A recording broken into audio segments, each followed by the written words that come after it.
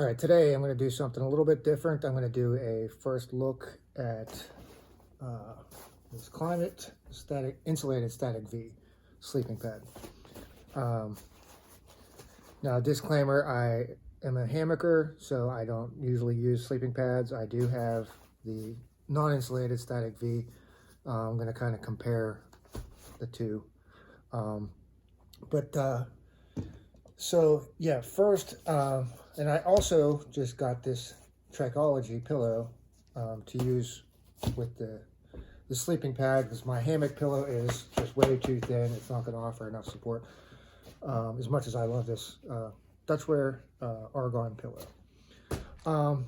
Now, I tried this before, since this was the only sleeping pad I had before. I tried sleeping in the shelter, and the reason I got this is because I have 3 winter trips coming up where I'm going to be sleeping in shelters. So I tried this before using the non-insulated, and I took a piece of Reflectix, cut it to the same size as this, and I put some dots of silicone on here to keep the pad from sliding around. This thing is just too bulky, and I don't think it offers enough warmth. So that's why I ended up with this. So just taking a look at the 2 different ones, you can see the size difference. It doesn't feel like too much of a weight difference. Now, the only thing that I don't have in here is I took their patch kit out. There's a little pocket in here inside the inside here to keep this patch kit in, but I don't. It just keeps falling out. So this one's still, I haven't even opened this yet, so I'm assuming a patch kit is in here. So let's take a look at the different weights here. The non-insulated one, I got 1 pound, 0.9 ounces, and let's see, that is 16.6 ounces, 472 grams. This one here is coming up with, let's see here, let's go back to 1 pound, 5 ounces, 21 ounces, and it's 594 grams. So then looking at some of the other things here, I think they're pretty much the same. Just this one has synthetic insulation inside the pad itself. So they're both 75D fabric. And let's see here, what else? They're both the same size, 72 by 23 by 2.5 inches. So these, as thin as 2.5 inches, is a little bit thin. That's why I kind of don't like this one. I kind of, if I roll over onto my side, my shoulder and hips kind of hit the ground if I don't have it completely all the way inflated. So what I'm going to do is I'm going to go ahead, take this stuff outside and roll it out and blow it up and see the differences between the 2. Okay, so here's the first look. I did want to mention too that one of the reasons I wanted this pad or bought this pad was because of how cheap it was. I think I paid $58 for it on Amazon, and I just saw it today for like $54. They sell these at Costco too. Okay, unwrapping this one.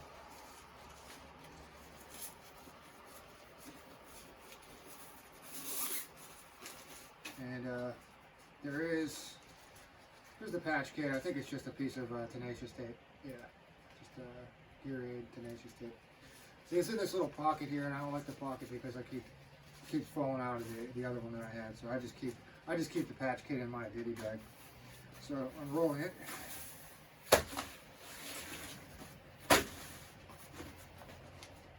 Now this one has a different inflation port, or whatever you call it, than the other one, which we'll take a look at shortly. But this one here, pop this open, and it says on here, there's an inflate, and you push it and flip it, and a deflate. So we're inflating, we'll flip it this way, obviously, and we'll see how many breaths this takes. These don't take a lot, at least that one there did not take a lot of breaths to blow it up, as opposed to some of those ones where you have to use like a pump unless you're going to be blowing air into it all day. So let's see what we got. I think I was about 17 breaths. And I guess you just close this off. And that's that. So, in comparison to the non-insulated,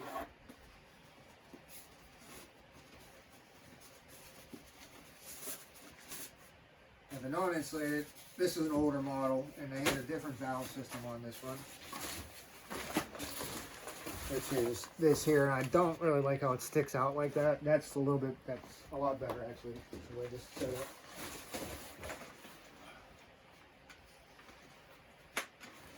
Alright, so, blowing up the non-insulated one.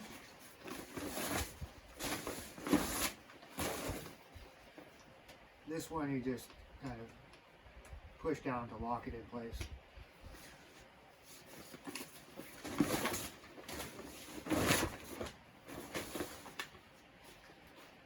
So about the same amount of breath, 16. So that's the two in comparison. Pretty much the same size, but in this one here you don't have this nozzle sticking up. This is the head end up here. So take a look at the new Sharecology Aloft Pillow 2.0. This one here has a push button, I believe down is the lock position, or the inflate position. This is pretty cool. It has these little dots on the back to keep it from sliding, but I also wanted this one because of this strap to keep it in place on the pad so it's not falling off the pad and sliding or anything. So I believe, tried this once, it took 3 breaths.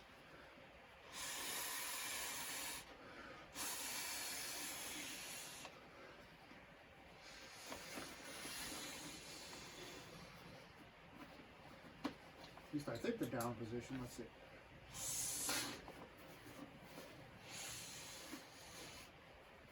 So I guess the up position is the lock position. All right, quick inflate on that one. So, yeah, this will just slide around here. Hopefully, I haven't tried it yet. Hopefully it fits.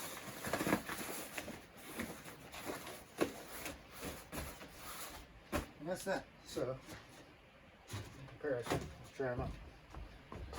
So the non-insulated one, and I'm about 6 foot, so that's that one. Non-insulated, and then the insulated.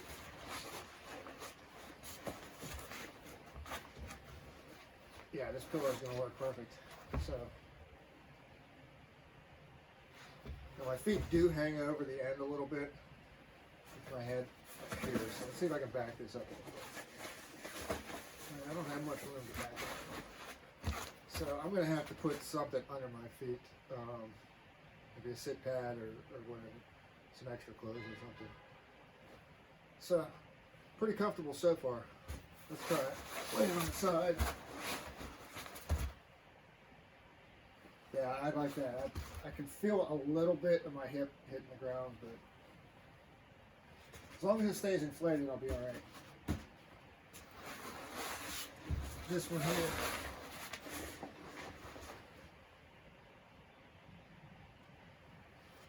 It's all right. But yeah, for the price, I mean, you can get a whole lot more expensive pads that are thicker. But you know, for as many times as I'm going to be using this pad, I don't really see the point. If I do like it, maybe I'll go get a new tent. I had a tent years ago. Don't even know what happened to it. So yeah, that's first look at the Klymit Insulated Static-V, and I'll come back later after I do a few trips with it and see how I liked it.